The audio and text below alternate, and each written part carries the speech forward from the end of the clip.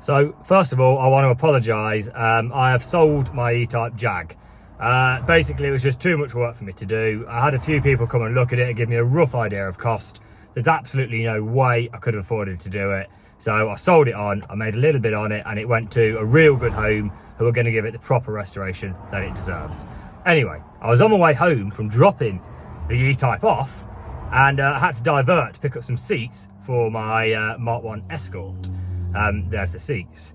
And just as I was 8 minutes away from getting the seats, I drove past a garage and I saw another classic Jaguar. This is what I saw. So I had to turn around at the roundabout and ask the question, is it for sale? And unfortunately, the answer was yes. So I picked up the seats and I'm now going back to buy what I think is a 1968 Mark II Jaguar. So this is the Jag. It is in a poor, sorry state. But I think I'm gonna have to come home with it. I can't say no. It's just meant to be, isn't it? Dropping one Jag off and coming home with another. I've just got to do it.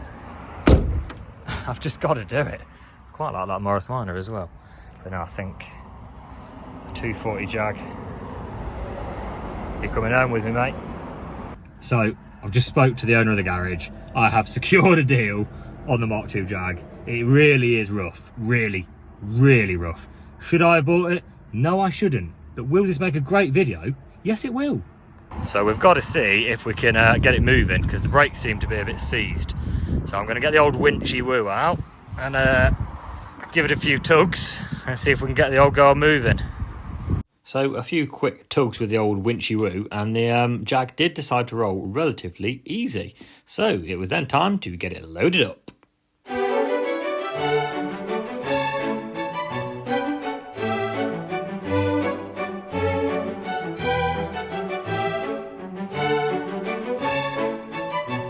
So I'm on my way back. I'm stuck in standstill traffic, but do you know what?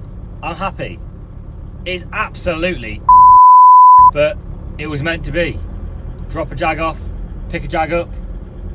I'm just a Jag man now. So I don't know what the chances are of dropping off a 1960s Jaguar and on the way home accidentally buying another 1960s Jaguar.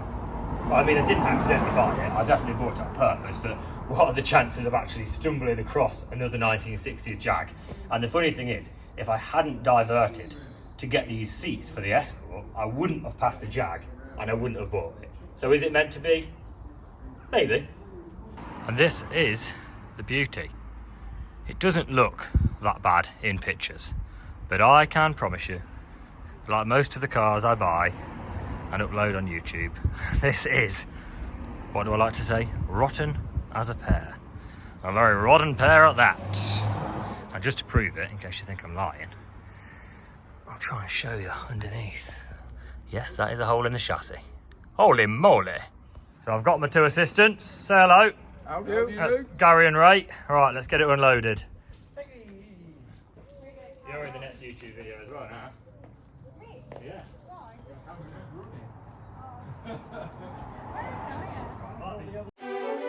So what I was trying to do here was use this jack handle to lever the leaf spring, because the chassis was so rotten, the leaf spring had sprung down and was jamming in part of the truck, stopping the Jag from rolling down the ramps.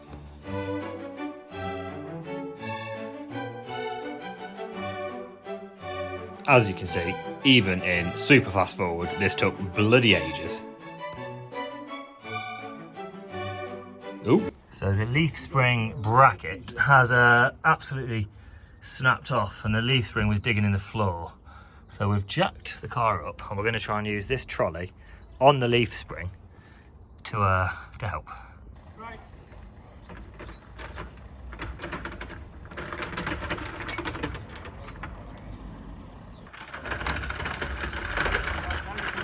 Here they are. We're still at the Trying wrong right direction. down the road. Well, we're up the middle of the road, ain't we? You don't want to Break it repeat for that. spares. What are they like? It was really hard to push on the wheels, so I was trying to think of a better plan. I just don't think there was one. And it turns out there was a better idea, and to save the poor old boy's backs, legs, and my own for that matter, we decided to tow the Jaguar backwards up a one-way street with the recovery truck.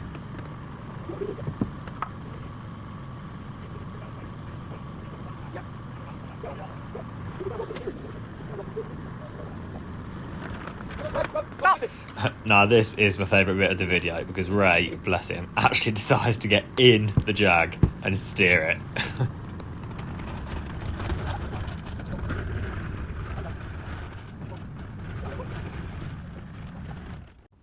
And then, just when we thought we weren't aching enough, it was time to push the Jag with all our might and try and get on the drive.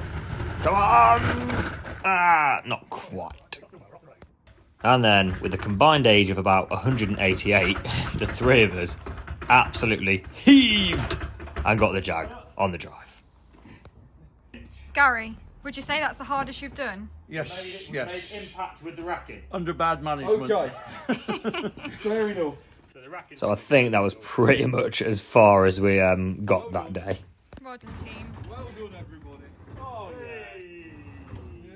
And I will take this point just to say a massive thank you to Ray and to Gary, because I would have literally been stuffed without them. So, we got the car in the garage. It was an absolute struggle. Really, really was a struggle. The main problem was the leaf spring. Because the chassis had rotted and the leaf spring bracket had broke, the leaf spring was digging in the floor, making it impossible to push.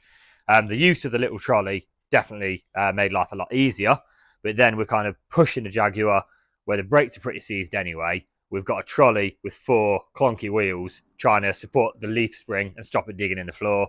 It wasn't easy. I could not have done it without Gary and Ray.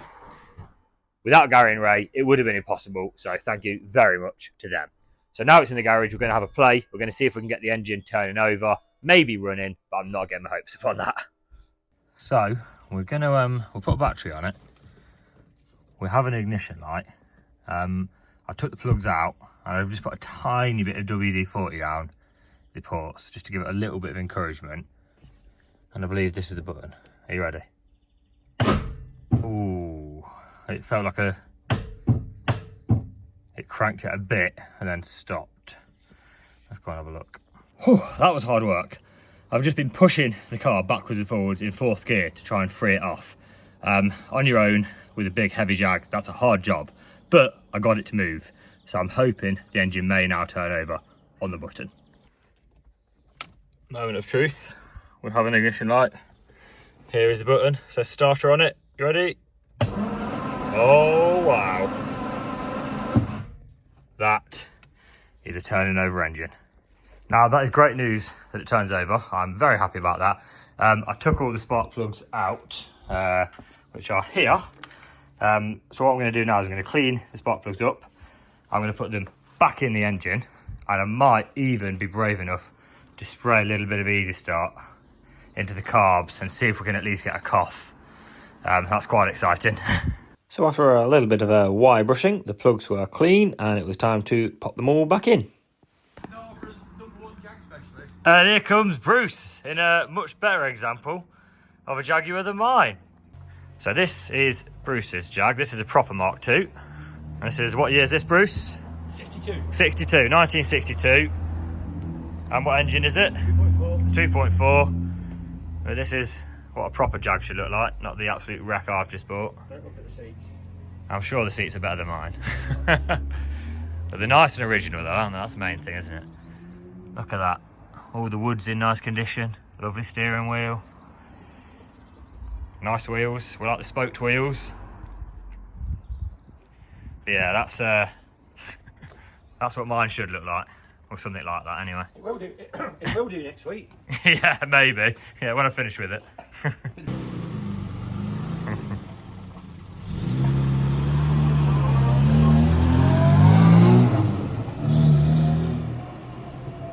There he goes. Anyway, where were we? So, after a little bit of playing and a much bigger battery, this is probably as close as I got to the engine running.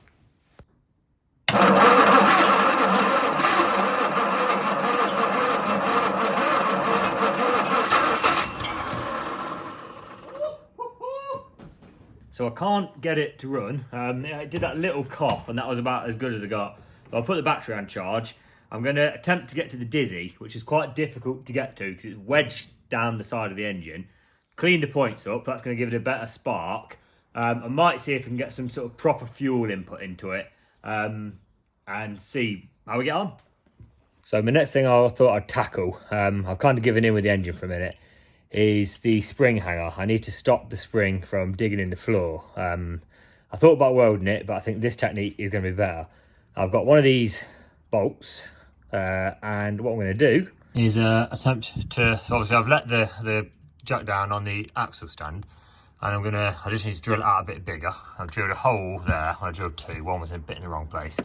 I'm going to put this directly through and drill one on the other side of the chassis rail, and hopefully that bolt through there, like so, will then keep the spring up and stop it dragging along the floor. This obviously isn't a permanent fix. This is just to make the vehicle more movable. Will it fit? It would help if I got the right bolt. Now, will it fit? I think I might need a little bit of a hammer. Probably not with my hand. The bolt is through. Now, let's try and lower it down and see if it actually supports this spring. And there we have it. Ready for the road again. Isn't that right, Peggy? Rusty.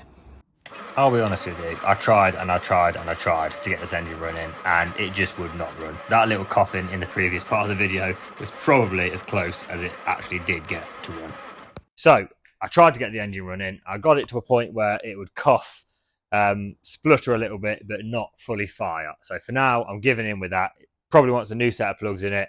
I was only using a gravity-fed fuel tank that probably is going to want an electric fuel pump to actually get the fuel pumped to the carburetors a bit better. So for now, I'm leaving the engine. I have bodged up the spring, so the suspension is now held up at the back. So now I'm just going to give you a little tour of the car, and you can see quite what a state this car is in. So this side of the car almost looks like it could be on the road. It doesn't actually look that rotten. Obviously the paint is horrendous because it's had a respray and it's all falling to bits and flaking off. But yeah, this side is definitely the better side. The chassis, however, I mean, this is the side where the spring hanger completely broke off.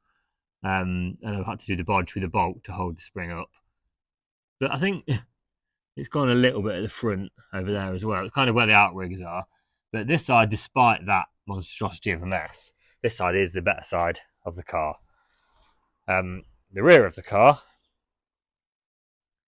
isn't the worst ever. Let's see if I can open that. Oh wow, look at that. But yeah, again, it's rotted there. Started to go in other places. That's your original electric fuel pump, which doesn't work. So I need to bypass that with a different one if I want to try and get it running.